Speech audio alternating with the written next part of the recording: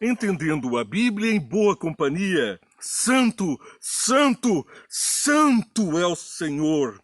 O nosso Senhor é santo em superlativo. Ele é super santo, acima de qualquer. Ele é o único santo e a sua glória encheu a nossa terra. Santo, santo, santo é o Senhor, disse Isaías, e nós reconhecemos isso, porque as suas obras nos trazem a convicção de que somos pecadores, nos afastamos da glória de Deus e por isso carecemos da glória, da graça de Deus. Através da graça, nos revestimos novamente da glória. E por isso Isaías diz, a terra toda está cheia da glória de Deus. Isaías 6, verso 4. Esse é o tema maravilhoso, onde serafins revelam a glória de Deus. Os céus, os querubins, os serafins, os anjos dão glórias. E pelos mundos, nós também aqui na planeta Terra, damos glórias ao nosso Salvador. O povo de Israel enfrentava uma situação sui generis. Uzias, um rei poderoso, havia se afastado do Senhor e o povo estava também afastado. Mais de 325 mil homens, a soldadesca do exército de Judá, estavam até então fortalecidos até que um herdeiro assumiu o trono assírio. Ele então se fortaleceu e preparou um exército também muito bem maquinado, preparado, armado. Mais de 600 mil homens marchavam agora em direção a Israel. A intenção era o domínio global. Israel tinha o domínio global e então a Síria pretendia ocupar o espaço das bênçãos de Deus na vida dos israelitas. Ali, entre esta situação, Isaías, ainda um jovenzinho, estava enfrentando esta situação. Poucos seguindo ao Senhor, muitos os inimigos do Senhor. Cercados pelo inimigo, ele ainda via ali a glória de Deus e teve então a visão do trono de Deus. Ele que recebera a brasa para purificar os seus lábios, ai de mim, porque sou homem de lábios impuros e habito entre homens de lábios impuros e vi a glória do Senhor, Isaías 1. Agora nós, 6, verso 1, agora nós estamos vendo a complexidade disso. Nós vamos ver na lição de hoje quantas vezes os homens de Deus se viram cercados por nações inimigas e viram o trono de Deus. Quantas vezes homens se viram cercados por Satanás e viram a glória de Deus. Homens que cercados por povos iníquos, mas dando glórias e graças a Deus. E você, o que faz quando está com problemas? Olha para os céus ou olha para o problema? Vamos orar. Senhor Deus, nós te agradecemos por todas as bênçãos, pela glória que enche a nossa vida da tua majestade, pela tua graça nos contempla. Peço que eleve-nos ao teu santo trono, para que possamos ver também as maravilhas das tuas mãos em nossa vida e as glórias futuras que tens prometido a nós. Guarda todos que estão assistindo esse programa para que se fortaleçam na fé em Jesus e tenham o galardão eterno em nome de Jesus. Amém, Senhor. Essa noite, pelas 3 horas da manhã, eu acordei e, como de praxe, eu fui orar pelas pessoas que participam da programação. Eu tenho dito isso e tenho cumprido. Eu estava um pouco cabisbaixo, achando que o programa talvez não estivesse tendo o alcance que precisaria ter e vendo os pontos, fazendo uma avaliação daquilo que precisava ser melhorado. Foi então que eu comecei a procurar um por um dos amigos que têm assistido, participado do programa e orando por cada um deles. Não consegui chegar nem na metade. Aí eu entendi que as pessoas respondiam quando eu dizia que tinha orado por elas, dizendo de alguns problemas que estão enfrentando e de como precisam da glória de Deus para superar esses problemas. Entendi a missão, me senti mais forte. Lá para as 4:30 da manhã, então terminei as minhas orações e passei depois, pela manhã, novamente a orar para as pessoas. Então, compreendi que a glória de Deus dessa lição vai alcançar você. Porque é uma mensagem de Deus para nós, para mim e para você. E nós estamos justamente no lugar exato onde estamos sendo perseguidos também por ímpios, pela impiedade do pecado, por Satanás. Mas temos que olhar o trono de Deus, a nossa redenção está próxima. Ao ser tomado em visão, Isaías contemplou a glória de Deus em seu trono, ouviu a antifonia. A antifonia é um pequeno coro musical, um pequeno trecho de uma música que repete aquelas mesmas poucas palavras, não mais do que 25, 30 palavras, e então ali esses anjos estavam cantando antifonia para preparar o povo, o mundo, o universo para a glória de Deus. E nessa antifonia eles clamavam: Santo, Santo, Santo. As palavras do coro de anjos, os mais poderosos anjos, anjos serafins, que têm 6 asas, que cobriam com duas o rosto, com duas voavam e com duas cobriam os pés, mostrando respeito pela santidade e declarando: Santo, Santo, Santo é o Senhor. Isaías, vendo tudo isso, o trono de Deus, então compreendeu que aquela brasa que o havia tocado tocava toda a sua vida, e ele também tocaria a vida do todo o povo de Israel pela glória e graça do Senhor. Sentiu o resultante abalo sísmico no chão abaixo dele e olhou através da fumaça rodopiante à medida que ela enchia o templo. Experiência impressionante, não é mesmo? Isaías sabia quem estava no controle. E você, quem é que está no controle da sua vida? Está na hora de entendermos. Quando Isaías contemplou, Ellen White falando em Profetas Reis, página 307. Olha que impressionante. Quando Isaías contemplou essa revelação da glória e majestade do seu Senhor, sentiu-se oprimido com o senso de pureza e santidade de Deus. Que contraste entre a incomparável perfeição do seu Criador e a conduta pecaminosa dos que com ele faziam parte do povo escolhido de Israel e Judá. Graças a Deus, aleluias ao nosso Senhor, porque Ele faz uso de pecadores como eu e como você, para mostrar ao mundo a sua glória e majestade, a sua santidade.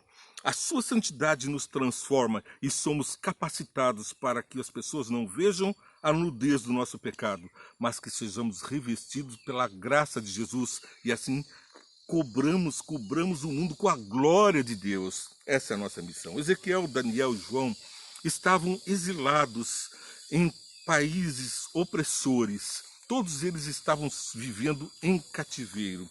Eram da nobreza. Daniel, João, discípulo de Jesus, nobre na terra, portanto, Ezequiel, eles estavam, conforme Ezequiel 1, Daniel 7, verso 9 e 10 e Apocalipse 4 e 5, estavam vivendo totalmente exilados. João na ilha de Patmos, ali para enfrentar a frigideira, né? Ezequiel e Daniel era da nobreza de Judá, estava agora cativo, como garantia do cumprimento do pacto com Babilônia. A sua vida dependia do sucesso do pacto. Todos eles estavam longe do tabernáculo, longe da aparente glória de Deus, mas estavam todos eles, no momento de aflição, vendo os céus abertos e a glória do trono de Deus. É o que vamos ler nos versículos que vamos seguir. Graças a Deus, repito, porque Ele concederia essa santidade ao povo, que se arrependesse, deixasse seus maus caminhos e submetesse a Ele em fé e obediência. Nossa fé e nossa obediência nos levam a mérito diante de Deus pela graça do sacrifício de Jesus. Vamos ler Isaías capítulo 6, versos 1 a 4, para termos uma compreensão do que estamos dizendo. No ano em que o rei Uzias morreu, eu vi o Senhor assentado num trono alto e exaltado, e a aba da sua veste enchia o templo. É a proteção de Deus para o seu povo enchendo o templo. Acima dele estavam serafins. O que são serafins? Serafins são anjos afogueados. Eles são anjos portadores de fogo, de luz. E esses anjos têm aquelas 6 asas que eu estava dizendo agora há pouco. Eles têm a cor de um bronze que é reluzente, que reluz o fogo, como um tição de brasas. Essa é a forma de um serafim, um ser totalmente exaltado. As suas asas faziam um turbilhão, como cachoeiras, rios, e impunham a santidade, pois eles adoram diante de Deus de dia e de noite. É o que diz aqui. Acima deles estavam serafins, cada um deles tinha 6 asas, com 2 cobriam o rosto, com 2 cobriam os pés, com 2 voavam, e proclamavam uns aos outros: Santo, Santo, Santo. Essa expressão de repetição em hebraico, sempre na Bíblia, significa um superlativo, uma intensificação na intenção de dizer santo. É um santo santíssimo, um santo dos santos. E também pode representar a Trindade. E também pode representar como Deus, sendo santo, comunica a sua santidade ao homem para o elevar à sua santidade. Nós temos então que o Senhor dos Exércitos, a terra inteira está cheia de sua glória. O som das suas vozes e os batentes da porta tremeram, e o templo ficou cheio de fumaça. Então gritei: ai de mim, estou perdido, pois sou um homem de lábios impuros e vivo no meio de um povo de lábios impuros. Veja, esse foi que eu recitei esse verso no programa 5 Minutos Vem Entende, que foi ao ar agora há pouco, com o resumo da programação que estamos assistindo no Entendendo a Bíblia em Boa Companhia, a qual peço que você curta e compartilhe com seus amigos para levarmos a todos uma mensagem de fé e esperança. Êxodo capítulo 25, verso 8, nós vamos entender por que Isaías recebeu essa visão no templo e não em qualquer outro lugar. E farão um santuário para mim e eu habitarei no meio deles. Qual é o teu santuário que você tem feito para o Senhor? O santuário, o véu foi rasgado de cima a baixo e já não existe mais um santuário construído para a habitação do Senhor. A habitação do Senhor, o templo do Espírito Santo, é você. O seu corpo, a sua mente precisam estar impregnadas com esse Deus. Você precisa ser mais do que um reflexo. Você precisa ser os olhos de Deus, os ouvidos de Deus, a boca de Deus a comunicar bênçãos ao mundo. É através de você que o mundo conhece Jesus. Não perca tempo, porque não adianta dizer assim: olhem para Jesus, não olhem para mim. Porque Jesus está nos céus, nos julgando, advogando por nós. Mas as pessoas veem Jesus através dos cristãos, de você, de mim. Ai de mim, que sou um homem de lábios impuros. Vamos orar pela brasa purificadora para que o Espírito Santo nos comunique a verdadeira santidade no Senhor. Depois de contemplarmos Isaías, no capítulo 8, então vamos compreender que farão os santuários, mas em Êxodo capítulo 40, verso 34, nós temos uma ampliação desse sentido. Então a nuvem cobriu a tenda do encontro e a glória do Senhor encheu o tabernáculo. Mesma situação que estava lá diante de Isaías, não é? Moisés não podia entrar na tenda do encontro porque a nuvem estava sobre ela e a glória do Senhor enchia o tabernáculo. Sempre que a nuvem se erguia sobre o tabernáculo, os israelitas seguiam viagem, mas se a nuvem não se erguia, eles não prosseguiam, só partiam no dia em que ela se erguia. Você segue as orientações do Senhor, você vê o Senhor adiante da sua vida, a nuvem de proteção vai à sua frente. Nós temos que orar para que isso aconteça na nossa vida, para que realmente anjos do Senhor vão abrindo portas, como nós vamos ver nos próximos versos. Anjos do Senhor que estão destruindo os primogênitos dessa terra, vão pular por cima da sua casa. É a Páscoa, pular por cima. Esses anjos vão receber o sinal de Deus na sua vida, porque o mandamento de Deus vai estar sendo cumprido. E então, aqueles que amam a Deus estão sendo protegidos por esse amor do Pai. E os anjos que trazem maldição pulam por cima. E os anjos de bênçãos trazem a justa bênção e proteção. Justa pelo sangue de Jesus. Mas se a nuvem não seguia, não seguiam. De dia a nuvem do Senhor ficava sobre o tabernáculo e de noite havia fogo na nuvem, à vista de toda a nação de Israel em todas as suas viagens. Não era só Israel que via, não. Os povos temiam Israel também por virem aquele quase fenômeno, mas aquela perfeita atuação de Deus na proteção de seu povo.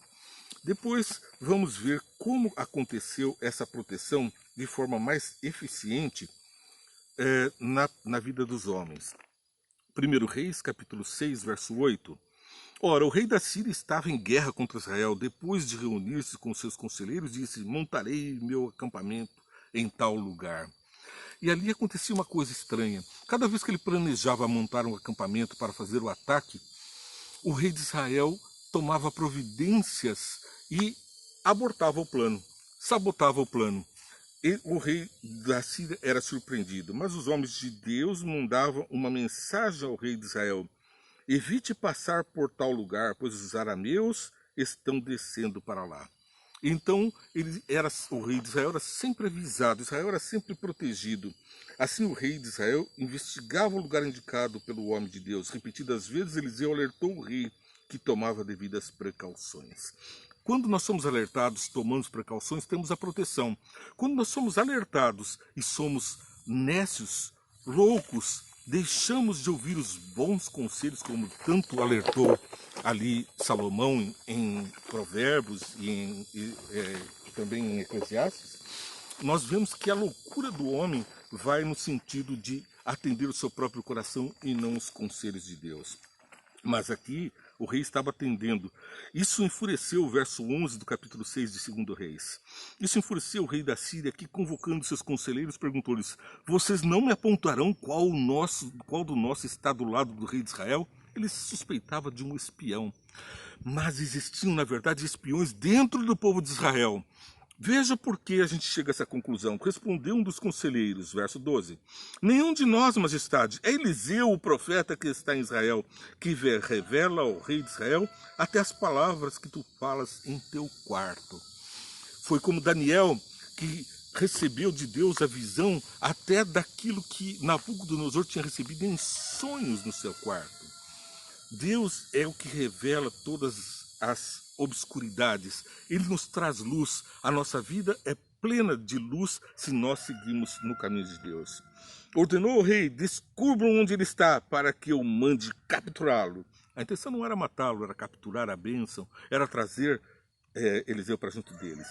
Quando lhe informaram que o profeta estava em Dotã, ele enviou para lá uma grande tropa com cavalos, carros de guerra. Chegaram à noite e cercaram a cidade. O servo de Deus levantou-se bem cedo pela manhã e, quando saía, viu uma tropa com cavalos. O servo do homem de Deus levantou-se bem cedo e viu a tropa com cavalos, carros de guerra, havia cercado a cidade. Então ele exclamou: ah, meu senhor, o que faremos? Ele viu a tropa inimiga, mas o profeta viu diferente. O profeta respondeu: não tenha medo, verso 16. Aqueles que estão conosco são mais numerosos do que eles. E Eliseu orou: Senhor, abre os olhos deles para que vejam. Então o Senhor abriu os olhos do rapaz, que olhou e viu as colinas cheias de cavalos e carros de fogo e o redor de Eliseu. Quando os arameus desceram em direção a Eliseu, ele orou para o Senhor: fere estes homens de cegueira. Eles já estavam cegos, não conseguiam ver ali a proteção do Senhor, estavam lutando contra a bênção, contra a glória do Senhor, a favor de seus filhos. Fere esses homens de cegueira. Então ele os feriu de cegueira, conforme Eliseu havia pedido. E segue a história, a proteção de Deus presente na vida de cada um daqueles que amam a Deus e guardam os seus mandamentos. Ezequiel, capítulo 1, verso 16.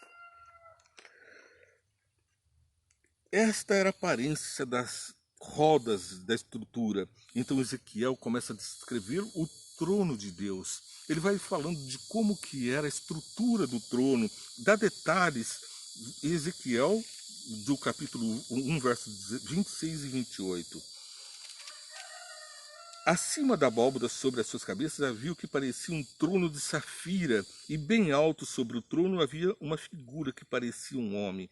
Via a parte de cima do que parecia ser a cintura dele, parecia metal brilhante, como que cheia de fogo, e a parte de baixo parecia fogo, e uma luz brilhante o cercava. Quanta santidade! Um trono de safira, a mais dura pedra, a forma de diamante mais consolidada, mais firme, é o trono de Deus, firme e inabalável. Dele fluem os rios da vida, os rios do Éden. É dele também que foi tirada a pedra escrita com seu próprio dedo, que rasgou a pedra de safira com os 10 mandamentos de uma forma indelével.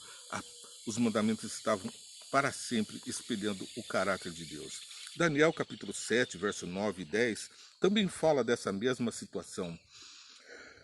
Enquanto eu considerava os chifres, vi outro chifre pequeno que surgiu entre eles, e 3 dos primeiros chifres foram arrancados.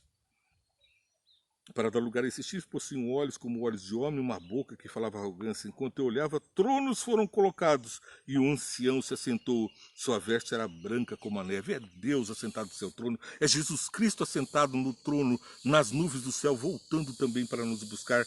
O cabelo era branco como a lã, seu trono era envolto em fogo, e rodas do trono estavam em chamas.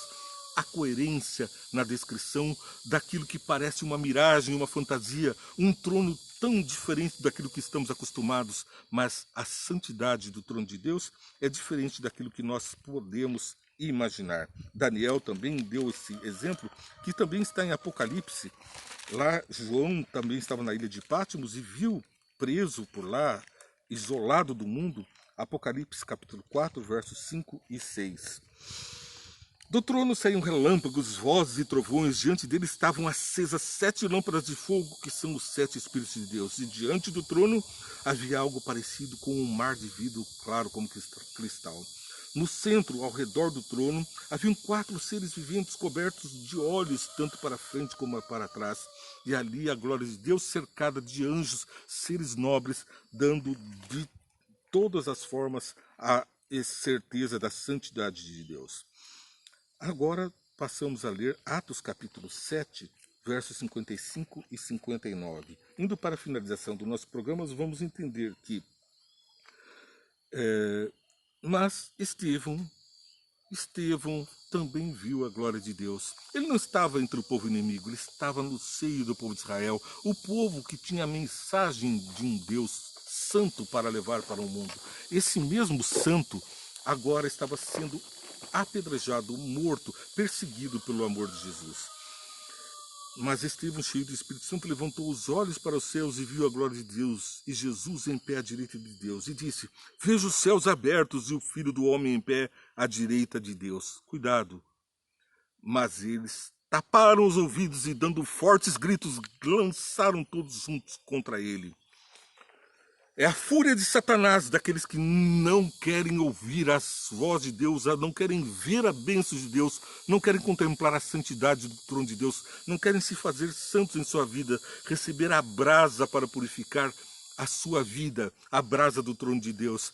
Esses continuarão com lábios impuros e não habitarão os céus. Estevão também viu Saulo carregando o manto daqueles que apedrejaram. E Saulo saiu dali furioso, perseguindo essa consciência, fazendo lembrar sempre das palavras de Estevão, que está lá no verso 60. Enquanto apedrejavam Estevão, verso 59, ele orava: Senhor, Jesus, recebe o meu espírito. Então caiu de joelhos e bradou: Senhor, não os consideres culpados desse pecado. E tendo dito isso, adormeceu.